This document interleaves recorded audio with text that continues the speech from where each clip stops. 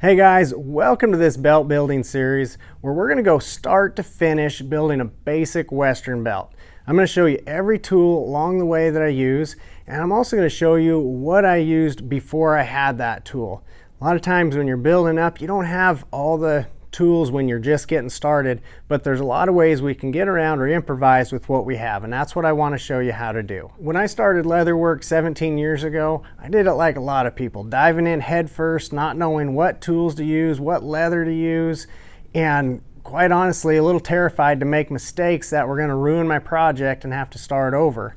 And mistakes are going to happen. We learn from them, but a lot of mistakes are avoidable just by learning your basic skills first. And when we look at projects like belts, purses, saddles, any of that, it's not one skill in itself. It's a stacking of skills. So in this series, we're going to be looking at skills. We're going to be looking at measuring for belts. We're going to look at cutting leather. We're going to look at punching holes. We're going to be looking at edges, die and finish work. We're going to be looking at attaching hardware, and there's also going to be a bonus section in there that is going to be for tooling for beginners. So if you want to add some design and maybe not have it be quite such a basic Western belt, but want a tooled Western belt, so we're going to have that in there as well. Whether you're just getting started and this is your first project, or you've been at it a while and you're looking to build your skills, I'm excited to have you in this series with us. Do me a favor in the comments. I want to know two things. One, if you have an aha moment along the way, let me know what that is. And two, if there's any questions you have that you want me to go deeper on, let me know that as well. I'd love to address those as we move throughout this series. But for now, let's head over to the bench and let's get started. When we talk about belt making, one of the first things that comes up is sizing. How do we size a belt? Which size do we need to make? So first, let's talk about how a belt is sized, where it's going to measure from. So we're going to measure on this belt down here on the fold where the buckle attaches. We're going to measure right from that end on that fold. So we're going to measure down, and then I'm actually going to measure, rather than out to the tip of the belt, I'm going to be measuring to our center hole. So if we look at a 5-hole pattern on this belt measures 34. Now that's the closest to an industry standard that we're going to be following. Again, that is from the fold to the center hole. Now the best way to figure out what size of belt you need for yourself, a friend, a customer, whoever you're going to build for, is to take a belt that they already are wearing and measure that from the fold to the hole they use the most. So most used belts are going to have a little bit of a bow to them. That's just natural for people wearing them around. When we go to measure those, get that buckle off of there, I'm still going to measure from this fold, so I'll hold that at the fold, and we just straighten it the best we can. And I move my way down, find the hole that they're using the most. This one here, you can see, is getting used the most right here. See where that measures at, 34 inch. Okay, so when we make a belt, for a new belt for them, we're going to make that center hole be at that 34. That center hole is going to be the hole they use the most. That way there's adjustment on both sides of that. So if we've determined we need a 34-inch belt, and that's what we want to make, how long do we need to cut that actual belt blank?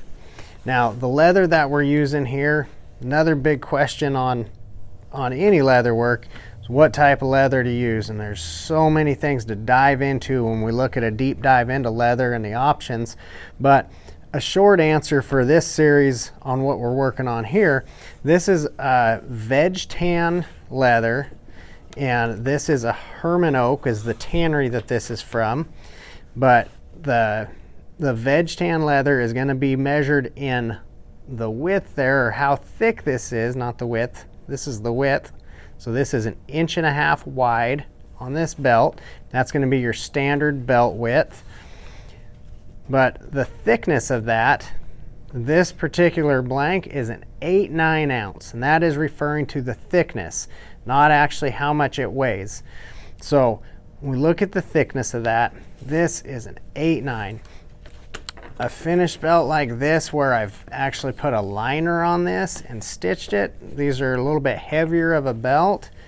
This is using an 8/9 ounce and then lining that, putting a backing on that of a 3/4 ounce. So it winds up a little bit thicker. For what we're doing here, we're going to be working with this 8/9 ounce. You can finish one out like this without putting any liner on there. It's just going to have a little bit more stretch to it than one with that liner does. So that's the leather we're using. This is, again, just a belt blank, one that we've cut off of a full side of leather. For this series, we're not starting with that full side of leather. We're going to start with a belt blank. It's very common for people to just buy an actual belt blank from a distributor, unless you're at the point where you're buying full sides of leather and going to straight edge that hide and cut that out yourself. Which, if you are, again, 1.5 inches wide is what we're looking at there. But now for length, let's figure this out, because we can't just cut it at 34 inches, right? We need to have some things added onto that, because what are we going to allow for? We got to allow for two things. One, we have to allow for this extra amount down here for that fold to come around. The second thing we need to allow for is from that center hole where our measurement is, out to the tip of that. Now, how long do those need to be? A good average I've found from that center hole out to the tip is 7 inches. That seems to be a really good measurement for me.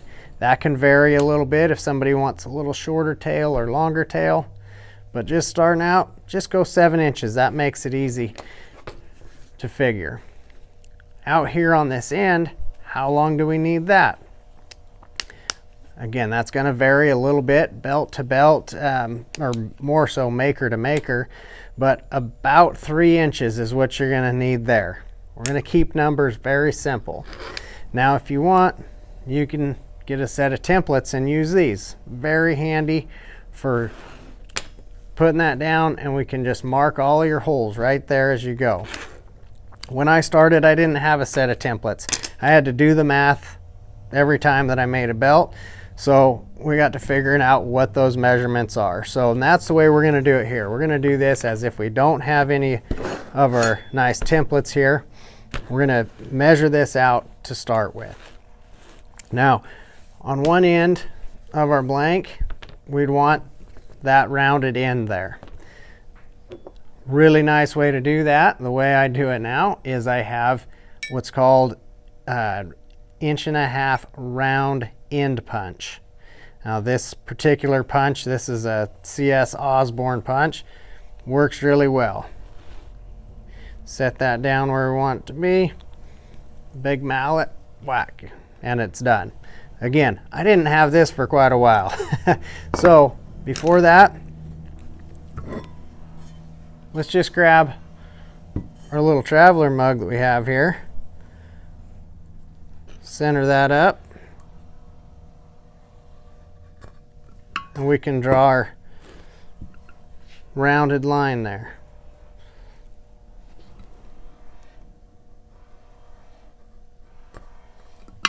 This is a 8B pencil. It's a graphite pencil, and that will actually erase off of the leather.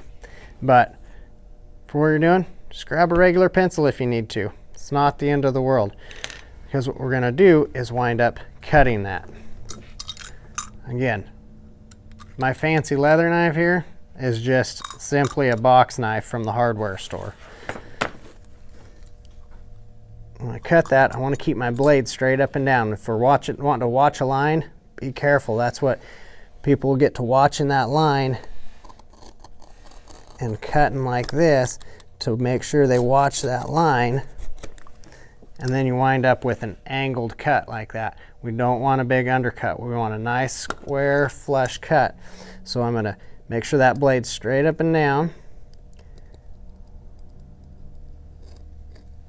Follow my line around here.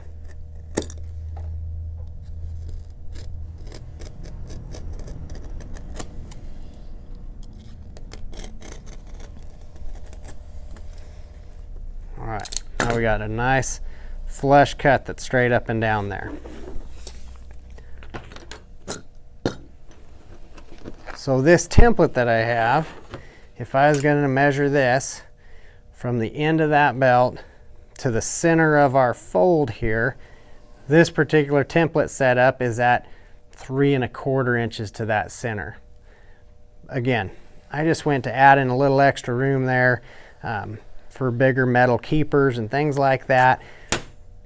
Let's not worry about that. Again, I didn't have those when I started. We did simple measurements. So the simplest way we can do this, if we're adding 7 inches on that tail, let's add 3 inches for our fold. So now all we're going to do is take our size of our belt. We want to make a 34-inch belt. We're going to add 10 inches to that. So if we're making a 34-inch belt, how long do we need our belt blank? 44 inches. So I'm going to look out here at the end. I'm going to run my measuring stick down to our 44 inches. Down at the other end,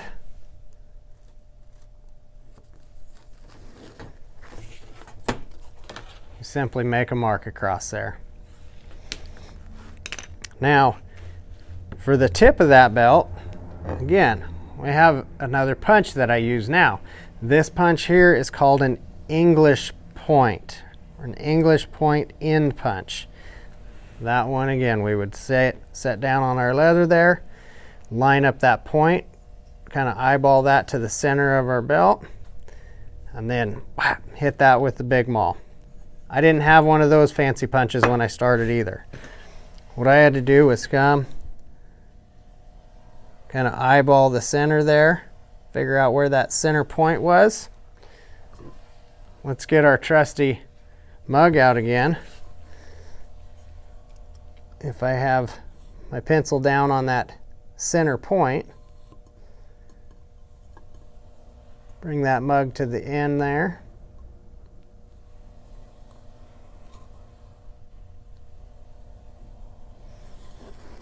Now the same thing on the other side. Put my pencil on my center point.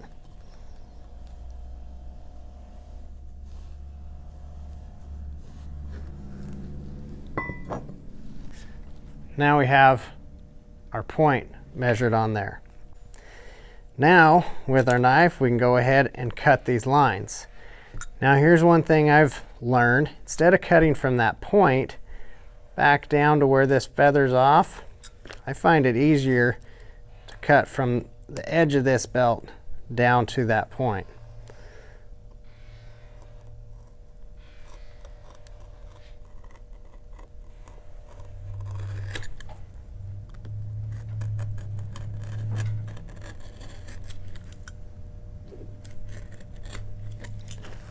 Now we'll make this cut.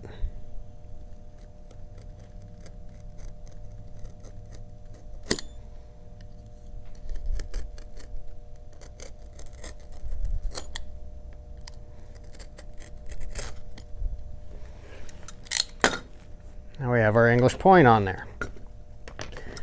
Now one thing I want to do right as soon as I get done cutting a belt is I'll come down and I want to mark my holes down here. Especially if we're going to be doing any tooling or anything on that belt, I want to know where those holes are so I don't run my tooling clear to that end. There's no sense in tooling that in and then folding that and having some more weak spots in there. We want to keep our tooling on the actual visible part of that belt. So again, now with my template, I would lay that down, mark my holes. Without that, we're going to do our measurements and make sure we have this right. So we added 3 inches for that fold. So I'm going to come to my 3-inch mark and we'll make a little mark there in the center of that belt. Now that oblong hole in there, in the center there, we want that to be 1 inch. So I'm going to move my measuring stick down to the 1/2 inch mark there. That way we measure right along there and we have a 1-inch mark for that hole. Now let's slide that down. Again, I slid that back all the way to the end, so our center mark there is at 3. Now let's move down here. I'm just going to come to that 2-inch mark, but then on the other side I'm going to come to my 4-inch mark. Now why is that? We're just coming an inch off of that center onto either side. I'm going to come down full 1.5 inches, so we're coming a 1/2 inch in off that end of that belt. We'll mark a hole there. Again, these 2 holes need to match up with the other 2 here. So coming from that center mark, we came in our 1 inch to the 4, and now let's come in the 1.5 inches, so 5.5. Now we're meeting up on the ends there. So from our end to the center is 3 inches. From that center mark, we're going to go 1 inch either way, and then another 1.5 inches past those ones. So now when that folds, those holes are going to match up perfect with that oblong one in the center. Our holes down at this end, I don't worry about marking those yet. We're going to come back and mark those later, and I'm going to explain why I don't mark those right now. When we go to mark those at the end, there's a really good reason for it, and so we're going to cover that. Our next step in this series is going to be to cover our dye and finish products. One thing I've known even experienced leather workers to have trouble with is dyeing this natural veg tan leather and getting it a nice, even, consistent color. The darker colors are quite a bit easier, but the lighter colors, we get into a lighter brown like this, I find people to have a really tough time like that. I used to fight that a lot, but I've come up with some techniques that really help to get that even color. So we're going to be going over that. Between now and then, keep an eye out for that bonus content we talked about, where we're going to be tooling a belt pattern using beginner level tools. I look forward to seeing you on the next video.